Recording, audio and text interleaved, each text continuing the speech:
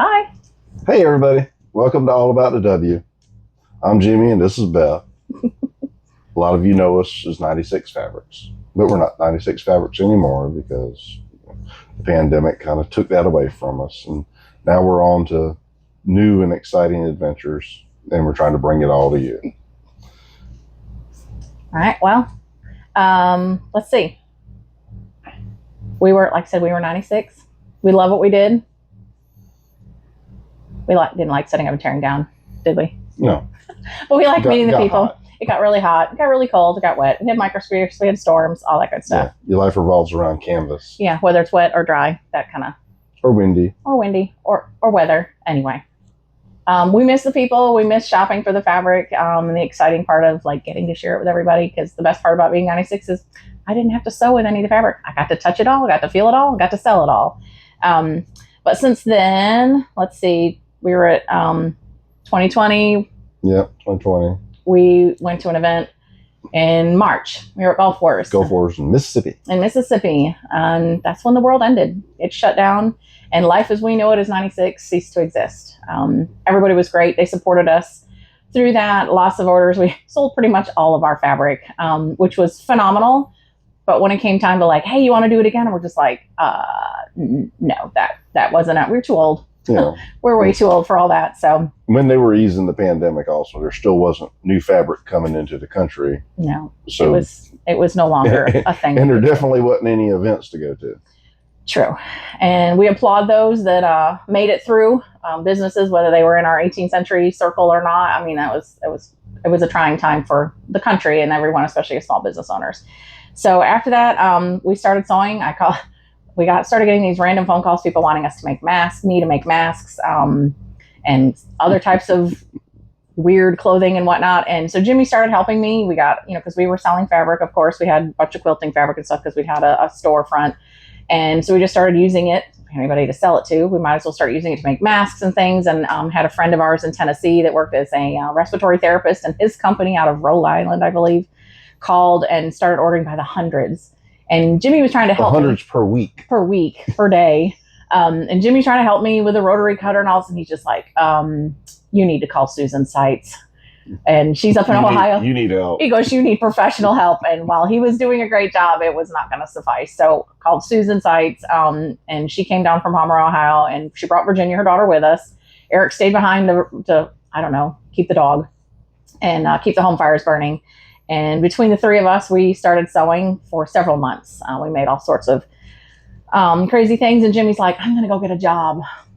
Yeah. He went to go work. He goes, what's not Walmart, I think was the question. No, it was what's sustainable through the pandemic. Yeah. And it wasn't Walmart.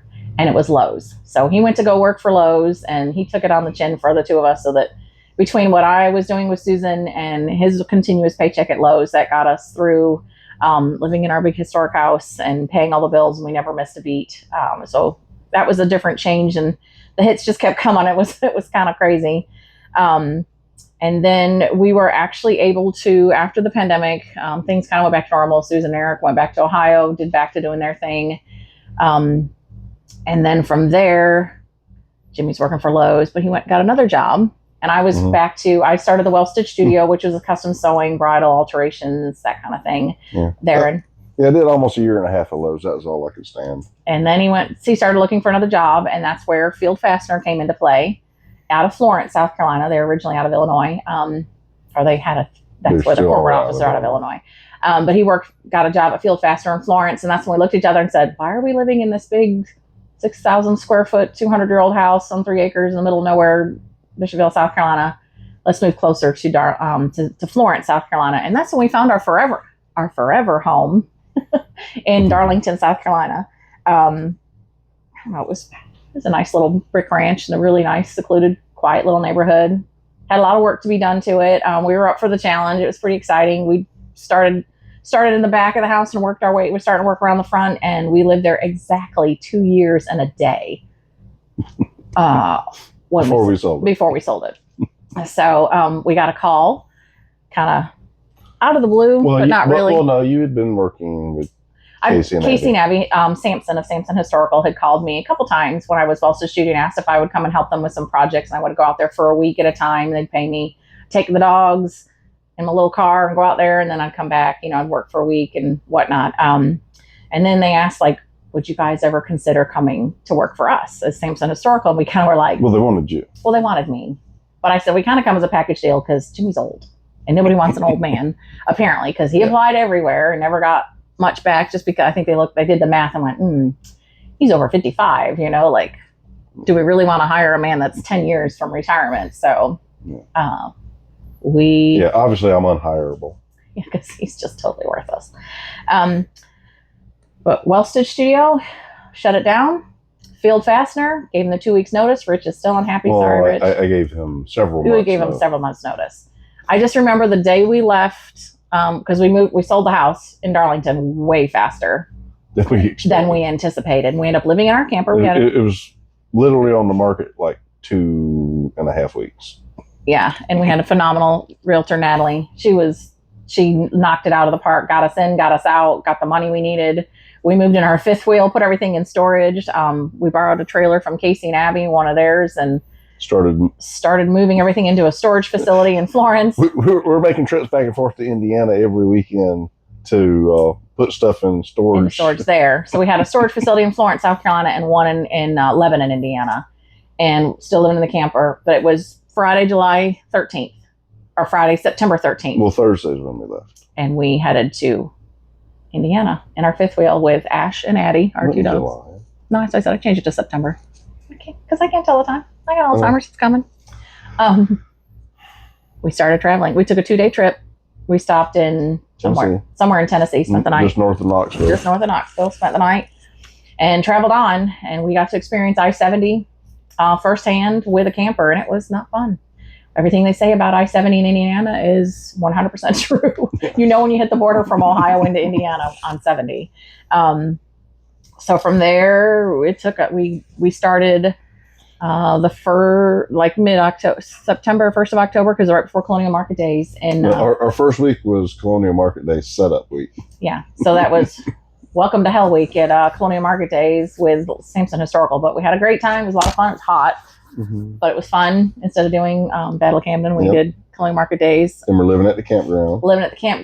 And then this luxurious toy. And you wonder why it sounds a little echoey in here, because we've actually, story for later, but this is the final goodbye to this camper. So we lived in this camper for September, October. Yeah. And then we finally found a house. It took us forever. I didn't realize we had such a long list of wants, right? It was the 1st of November, and in Indiana, it's getting cold. It was to the point where Jimmy's like, pick something because snow is coming. Winter was upon us. We were at the point where we're going to have to put the camper in storage, and we're going to have to rent a place to live.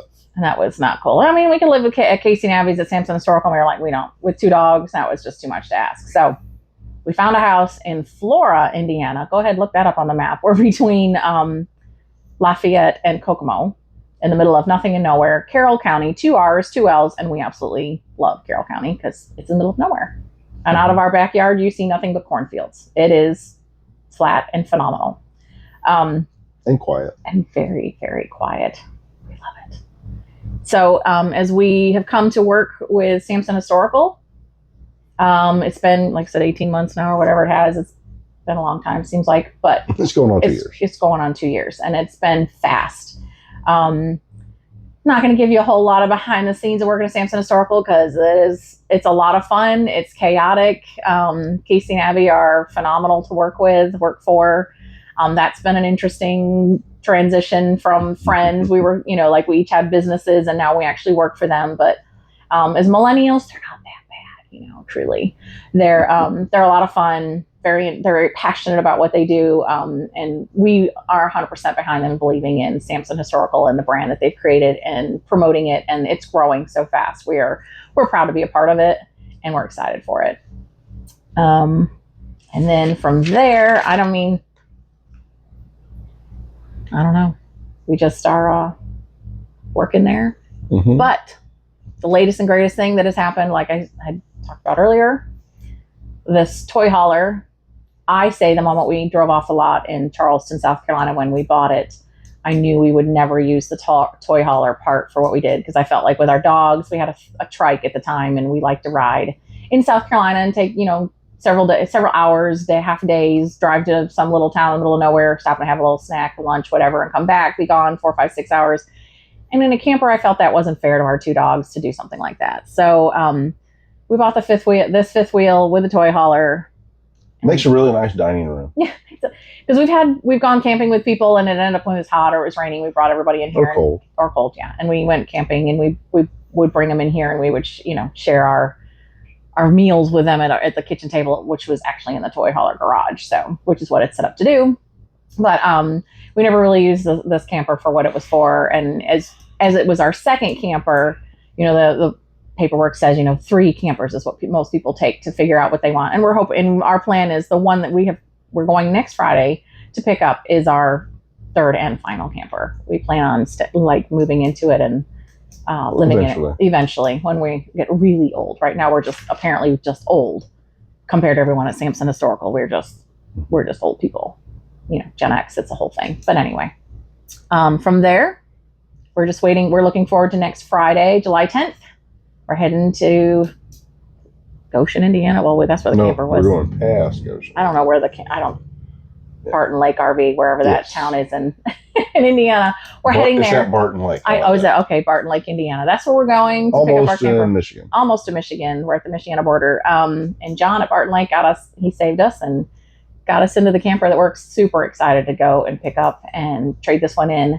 So the next time you see the inside of a camper, it'll be a little bit nicer and a lot more like home. So kind of just brought y'all up to date. We haven't been, didn't want to go on and on and on forever and a day too long. But if you kind of liked what you're seeing, hearing, click the like, subscribe. If you got questions, I'm sure a lot of people have questions. Send us questions. Send us the questions. We'll answer questions. We'll answer the questions. And we're usually painfully honest. Yes, we are. Whether you like it or not, we are painfully honest. We don't just figure, no sense sugarcoating it. Tell you like it is. Again, glad to see you guys. It's all about the W. All right. Bye. Bye, guys.